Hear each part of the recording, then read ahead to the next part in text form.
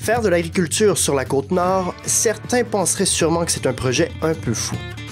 Sol acide, climat nordique, saison extrêmement courte, les défis sont nombreux alors que la population ne cesse de décroître.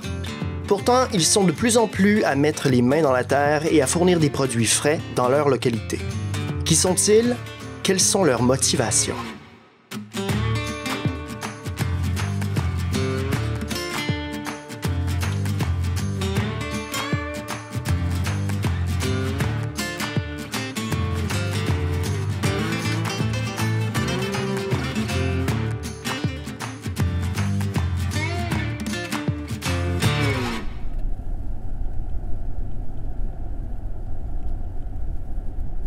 On a trois places différentes.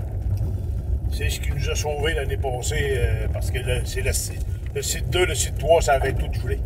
Mais le site 1 n'avait pas gelé, lui. Sans ça, on n'aurait pas eu de bleuet avant tout.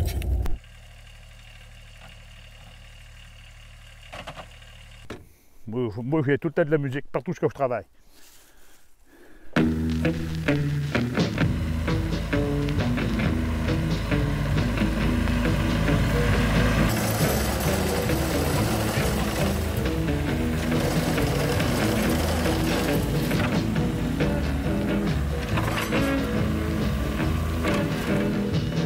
Moi, j'ai des terres qui ont été reçues en héritage de nos parents et de nos grands-parents.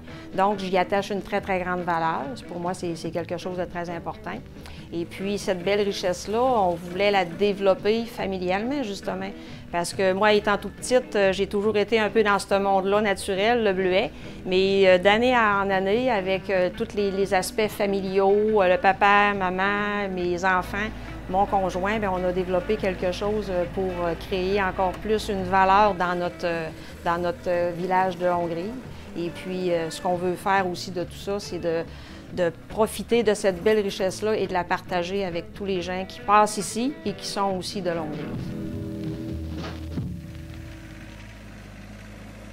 Nous, c'est sûr que c'est un bleuet naturel, hein? On appelle ça, ici pour la Côte-Nord, c'est le bleuet nain. Ce qu'il faut expliquer dans tout ça, c'est que moi, j'ai 3 sites complètement indépendants, donc on n'est pas situé dans un même endroit, 3 sites exclusivement séparés. J'en ai un qui est pratiquement presque biologique, n'est pas certifié actuellement. Nous, au niveau du bleuet, la cueillette, ça se fait de plusieurs façons. Parce qu'on a le kiosque et qu'on fait de la transformation, on va récolter à la main, familialement. J'ai des fois quelques personnes du village là, qui viennent nous prêter main forte aussi, selon l'achalandage du kiosque, le volume qui est vendu. Mais ce qu'il faut retenir de tout ça, c'est que comme c'est un bleuet qui est cueilli à la main et qu'on veut une transformation particulière, pratiquement biologique, fait qu'on va chercher le meilleur de ce qu'on a comme culture pour l'apporter puis en faire la transformation. Ça, c'est une première chose qu'on fait dans la cueillette. Et puis, dans la deuxième façon de cueillir, on a une machine mécanisée, si on veut, on appelle ça comme ça, avec un petit tracteur, les peignes. Donc là, actuellement, c'est mon conjoint, lui, qui fait la cueillette au complet. Et puis, quand la cueillette est terminée, pour chaque journée, bien, nous, on le rapporte à notre usine et on en fait une transformation. Le nombre de livres par année peut aussi être différent selon aussi ce que Mère Nature nous apporte. Les 3 sites sont d'une superficie d'environ 100 hectares au total. Et de 100 hectares, on a 50 hectares à chaque année qui est en récolte. On parle environ là, de moyenne d'environ, je vous dirais, 75 à 100 000 livres par année, tout dépendait de Mère Nature. Cette année, en 2022, la nature a été très, très bonne. Donc, on va survoler autour de 150 000 livres pour cette année. 50 boîtes de même, là, ça prend 1 heure. S'il y a du bleuet, là, quand il y a moins de bleuet, c'est plus sale, là, tu vas aller dans 1h30. Mais quand il y a du bleuet, là, vous avez vu la vitesse que je ramasse, là, ça ramasse très bien. Puis si tu regardes le bleuet, malgré tout, il reste très beau, le bleuet, là. Le gars, il est très beau pareil, là. Ça brise pas le bleuet. Parce que la manière que le peigne est amanché, ça roule. Ça roule, ça embarque dans le peigne, là. Puis que ça, comment qu'il mouille, c'est pas grave. Tout d'abord, notre bleuetière, c'est un peu, comme je vous disais, issu familialement. Fait que, on a toutes sortes de choses. On a la ferme, les animaux. Chez nous, on a un élevage de petits veaux, des poules. On a nos propres porcs. Et puis, c'est sûr que moi, j'ai ma fille qui était aussi une très grande passionnée des chevaux. Donc, on a hébergé ses chevaux pour cette année.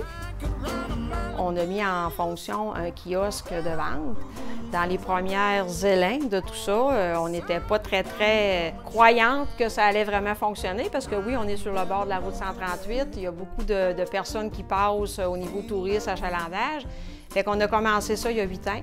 Et puis, c'est à notre surprise, à notre grande surprise, c'est quelque chose qui a été très favorable à si on veut, notre municipalité. Puis comme on est situé sur le bord de la route 138, c'est le fait que c'est ça que les gens arrêtent beaucoup. Par la suite, encore une fois, on a fait un agrandissement qui a été notre usine. On a récupéré une certaine partie de nos bleuets qui provenaient de notre bleuetière pour en faire une sorte de congélation. Donc, dans une chambre de congélation, maintenant, on ramasse tout ce que c'est qui est possiblement transformable.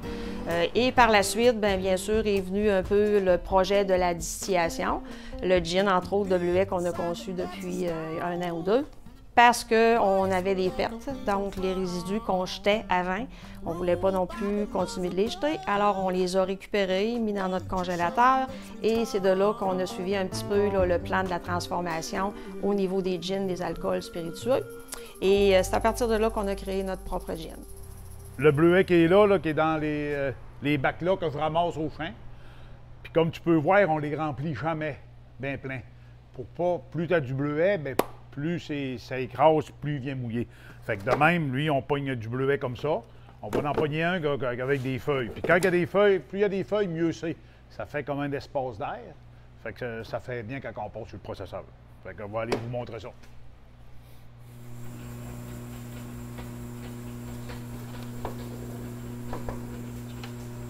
Si tu vois les feuilles, tu ne verras pas une feuille là. Fait que parce que la manière que ça fait, le fan, il pousse. Puis il envoie les feuilles dans la poubelle, autrement dit.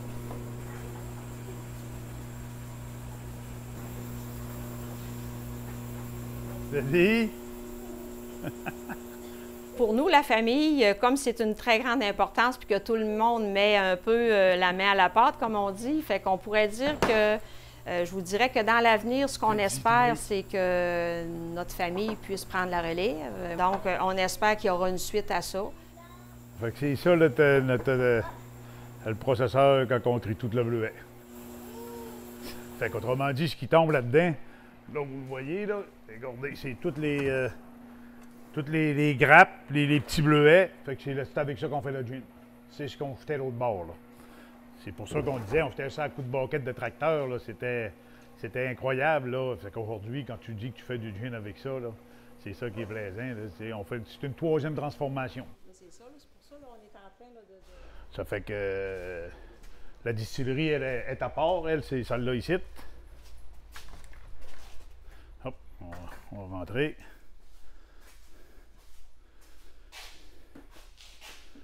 Ça fait que c'est ici que ça se passe. La distilleuse n'est pas là, on a eu un trouble avec.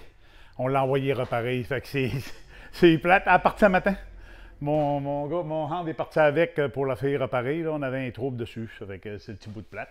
Nous autres, on met le bleuet congelé tout l'hiver. On met de 15 à 16 000 livres de bleuet dans le congélateur pour que, au mois de février, c'est là qu'on fait la distillation, qu'on commence la distillation pour l'eau de vie. Ça fait que d'un coup que c'est fermenté, on met ça dans la presse ici.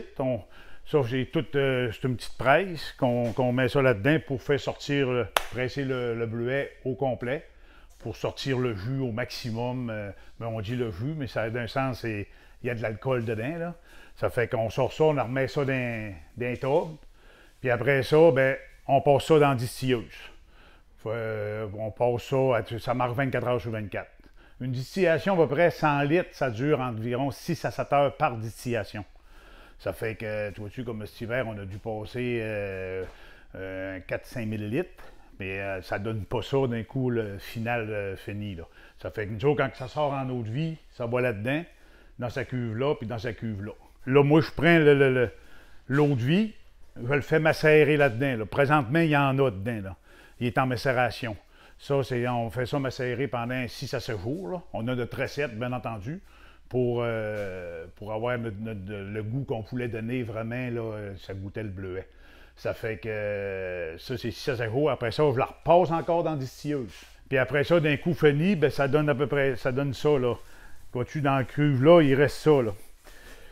Et il reste ça, là, fait que ça, c'est, vous voyez comme c'est clair, fait que ça, là, c'est du gin. Rendu, là, c'est rendu du gin.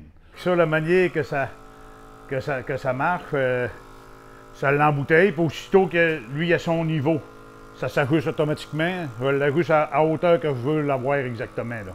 Faut que l'étiquette, quand je mets l'étiquette, que...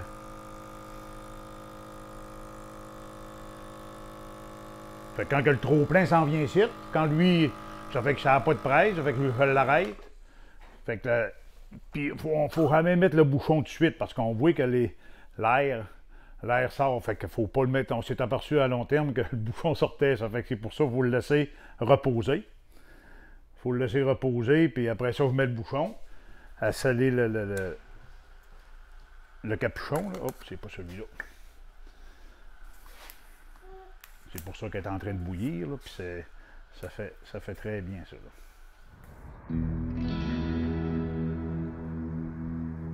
De fil en aiguille, je vous dirais que tous les produits qui ont été amenés aussi au kiosque différemment dans la transformation, parce que là, on ne parle pas juste de bleuets, on parle entre autres de toutes sortes de petits pots, pots de beurre, pots de caramel, pots de gelée de bleuets, pots de tartinade, des tartes, des chocolats, on a des brioches, on a des pains.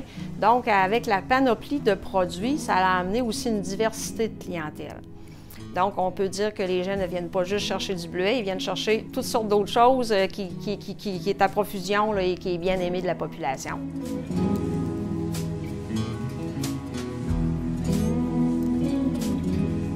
C'est ici que ça se passe au niveau de la transformation. Tout ce qui est construit, dans le fond, qui est apporté dans notre kiosque, que ce soit les tartes, chocolat, les brioches, les petits pots, etc., tout se crée ici même dans notre propre cuisine de transformation.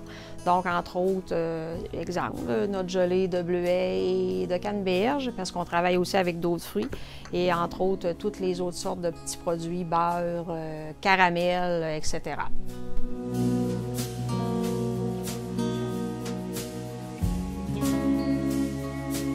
Avec de plus grands volumes, la difficulté qu'on rencontre, c'est au niveau de la vente des marchés. Au niveau du marché, ça devient de plus en plus compliqué et complexe aussi parce qu'on est loin des grandes villes. Donc ça, c'est aussi le fait que les acheteurs de l'extérieur, il faut qu'ils se déplacent pour venir chercher la matière, si on veut. Et ça devient un enjeu quand même très, très complexe là, à réunir ensemble pour favoriser le prix. Quand les bleuets sont prêts, que la maturité du bleuet est à point, il faut que ça sorte, donc on ne peut pas attendre. Fait que si advenant le cas qu'on a une culture puis qu'il faut que ça s'en aille vers les marchés, puis qu'on n'a pas d'acheteurs, bien là, ça devient une complexité. Donc, c'est entre autres ce que je disais tantôt au niveau de la transformation. Ce qu'on essaye de tenter de faire, c'est de garder notre matière ici, en région. Moi, en tout cas, c'est vraiment une priorité que je veux mettre en place et c'est une valeur que je veux maintenir pour transformer et garder cette richesse-là en place. Il va sûrement avoir d'autres développements parce que moi, j'ai toujours dit que dans plusieurs regards différents, plusieurs idées différentes, on fait de la création.